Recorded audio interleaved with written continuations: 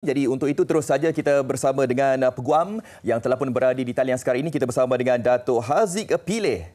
Assalamualaikum Datuk Haziq. Selamat pagi Datuk. Waalaikumsalam. Datuk, terima kasih meluangkan masa Datuk dengan kes yang berprofil tinggi ini disebut-sebut oleh setiap rakyat Malaysia pada ketika ini.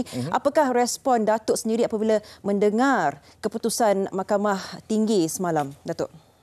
Okey, bila saya mendapat tahu tentang keputusan yang diberi oleh Mahkamah Persekutuan. Mahkamah Persekutuan ini adalah mahkamah tertinggi di negara kita ni. Ada beberapa faktor yang kita harus ambil kira. Sebab ada satu ketika tu Ketua Hakim Negara telah setiap kali bertanya kepada peguam cara Datuk Seri Najib untuk berhujah, tetapi mereka enggan berhujah. So di dalam keadaan seumpama ni, apa yang akan dilakukan adalah pihak mahkamah akan menimbang hujahan-hujahan yang dibuat oleh pihak pendakwa raya. Kerana tidak seperti mana dikatakan oleh Sofia tadi, tidak ada pertikaian tentang kemasukan duit ke dalam akaun beliau. So, kalau pada ketika itu peguam-peguam yang dilantik telah berhujah untuk menunjukkan bahawa ada kemuskilan tentang duit yang masuk ke dalam akaun Datuk Seri Najib, mungkin perkara itu mungkin akan membantu mahkamah untuk membuat satu keputusan setelah mendengar hujah-hujah pihak pembelaan. Datuk, keputusan semalam juga membuktikan wujud keadilan dan kebebasan dalam badan kehakiman di dalam negara kita ini, dan ianya membuktikan bahawa badan kehakiman negara bebas tanpa dipengaruhi pihak berkuasa di dalam politik kita. Jadi boleh Datuk terangkan tak berkenaan dengan peraturan perundangan mengenai kebebasan mahkamah ini, Datuk? Okey, dia ada 3 cabang. Satu ni parlimen. Parlimen akan membuat undang-undang. Kedua, eksekutif. Eksekutif adalah kerajaan yang sedia ada sekarang. Dan satu, kehakiman.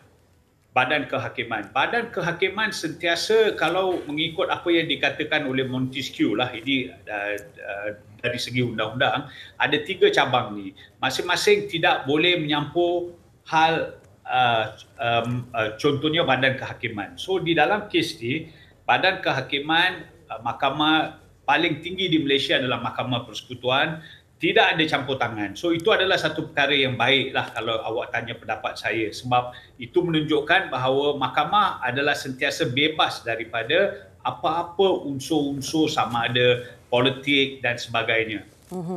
Yang seharusnya memang ini yang kita ingin lihatlah.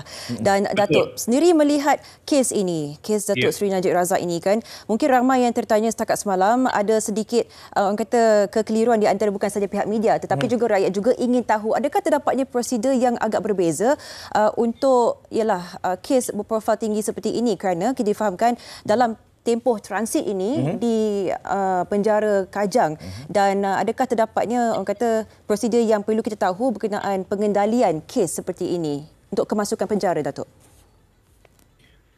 Saya rasa perkara ini saya tak nak buat apa-apa komen sebab Mahkamah Tertinggi telah membuat satu keputusan dan berdasarkan keputusan Mahkamah Tinggi, setelah menilai semua bukti-bukti yang sedia ada, mereka telah berpendapat bahawa ada satu kesalahan yang telah dilakukan oleh mantan Perdana Menteri kita. Now, di dalam keadaan itu, mahkamah telah mengambil kira semua faktor-faktor ataupun fail yang dah sedia ada di hadapan mahkamah. Dan saya berpendapat bahawa panel 5 hakim telah sebulat suara menyatakan bahawa Datuk Seri Najib memang bersalah. So, di dalam keadaan ni, saya rasa warrant committal telah dikeluarkan dan beliau telah dibawa ke penjara Kajang untuk proses pendaftaran. Now, sama ada beliau akan masih berada di Mahkamah Kajang ataupun dipindahkan ke Sungai Buloh, saya tak pastilah. Itu saya tak pasti. Cuma saya boleh menyatakan bahawa ini menunjukkan bahawa badan kehakiman kita memang bebaslah daripada apa-apa pengaruh. Baik. Bercakap tentang Badan Kehakiman Negara kita yang kata orang tu membuat keputusan yang tepat tanpa dipengaruhi oleh sesiapa. Saya nak katakan di sini juga bahawa ianya merupakan satu keputusan yang bersejarah buat dalam negara kita, di mana bekas PM kita dijatuhi hukuman yang lama 12 tahun dan juga denda RM210 juta. Jadi kita nak tanyakan kepada Datuk lah berkenaan dengan perkara ini dari sudut perundangan dan juga strategik. Ini mungkin salah satu daripada proses kematangan yang berlaku dalam negara kita, dan kita tahu bahawa negara kita ini akan menuju ke sebuah negara yang maju. Jadi adakah keputusan ini mencorakkan masa depan negara secara amnya, Datuk? Secara amnya saya rasa itu menunjukkan bahawa badan kehakiman kita memang bebaslah daripada apa-apa unsur-unsur influence ataupun campur tangan daripada pihak-pihak lain. So itu adalah satu tanda permulaan yang baik bagi saya. Itu pendapat saya. Baik, Datuk, dan juga ada yang mengemukakan antara beberapa perkara yang boleh berlaku pada ketika ini. Mungkin Datuk boleh berikan penjelasan yang lebih jitu lagi lah tentang semakan keputusan sekiranya pihak Datuk Seri Najib ingin membuat permohonan pengampunan dan sebagainya. Adakah ini boleh berlaku dalam tempoh ini ataupun tidak boleh berlaku lagi disebabkan telah pun dijatuhkan hukuman oleh Mahkamah Persekutuan, Datuk? Okey, ini adalah satu soalan yang agak baik. Bagi pendapat saya, kalau awak tanya saya, Datuk Seri Najib, mantan Perdana Menteri kita, masih boleh buat permohonan untuk pengampunan daripada Kebawah Duli Yang Maha Mulia Tuanku Agong. Boleh dibuat. Tetapi setahu saya biasanya proses ni akan mengambil masa sedikit. Mungkin 3-4 bulan ke 6 bulan ke. Sebab proses pengampunan ni mesti ada cadangan daripada advisory board pengampunan dan harus dibentangkan oleh Yang Amat Berhormat Perdana Menteri kita. Pada Duli Yang Maha Mulia Agong. Baik. Jadi kita tapi memang kalau mengikutkan peruntukan di bawah Perlembagaan Malaysia, memang ada peruntukan untuk pengampunan bagi mana-mana kesalahan yang telah berlaku di mana-mana wilayah persekutuan. Kalau negeri, maka ianya adalah pada kebijaksanaan Sultan negeri masing-masing. Dan akhir sekali, Datuk boleh kongsikan berdasarkan pandangan dan pendapat Datuk sendiri melihat ini antara yang menjadi kes sebutan sejak 4 tahun lalu 2018 sehingga kini. Nah, adakah ini menukar ataupun memberikan corak baru dalam kata dasar kehakiman negara yang tidak mengira sebarang status sesiapa pun dalam orang kata mengendalikan kes, tak kira kecil atau besar seperti ini secara amnya, Datuk?